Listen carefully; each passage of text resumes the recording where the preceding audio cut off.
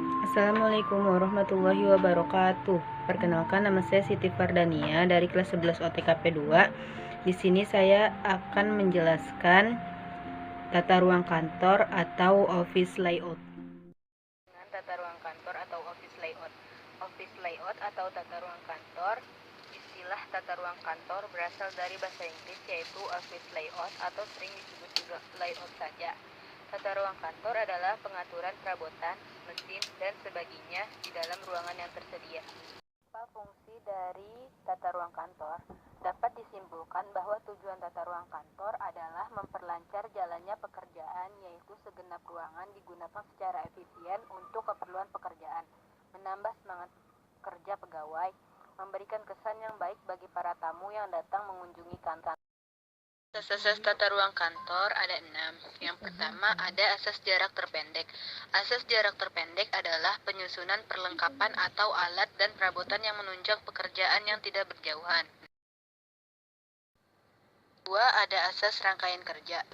Menurut asas ini, tata ruang kantor yang baik adalah yang menempatkan para karyawan dan alat-alat berdasarkan rangkaian yang sejalan dengan urutan penyelesaian suatu pekerjaan. 3. Ada asas pengguna segenap ruangan.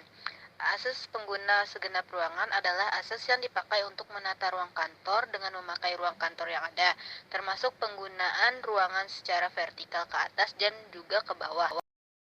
Yang keempat ada asas perubahan susunan tempat kerja. Berdasarkan asas ini, tata ruang yang baik adalah tata ruang yang bisa diubah atau disusun kembali dengan mudah dan tidak memerlukan biaya yang besar. Yang kelima ada asas integrasi kegiatan atau terintegrasi.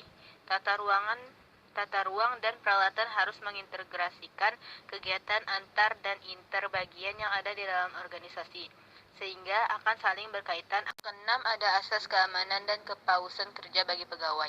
Dalam penataan ruang kantor, penerapan dari asas keamanan dan juga kepuasan kerja sangat perlu untuk dilaksanakan. Berdasarkan asas ini, tata ruang dan peralatan kantor harus bisa membuat karyawan bisa bekerja. 4 aspek penting penataan ruang kantor. Yang pertama, ada aspek keamanan. Keamanan selalu menjadi aspek penting dalam berbagai hal. Sebagai manusia, kita bahkan tidak tahu kapan bahayanya akan datang mengancam kita. 2. Ada aspek fungsional. Dalam penataan ruang kantor, kita harus memperhatikan benda-benda atau interior yang sesuai dengan kegunaan dan kebutuhan perusahaan, sehingga setiap interior yang ada dapat digunakan secara efektif. Ada aspek kenyamanan. Aspek ini menyangkut psikologis para pekerja. Penataan ruang kantor harus sesuai dengan berbagai komponen-komponen yang akan membuat para pekerja merasa nyaman. Keempat, ada aspek estetika atau estetika merupakan keindahan. Aspek ini juga sangat penting guna menciptakan kesan ruangan yang indah dipandang mata.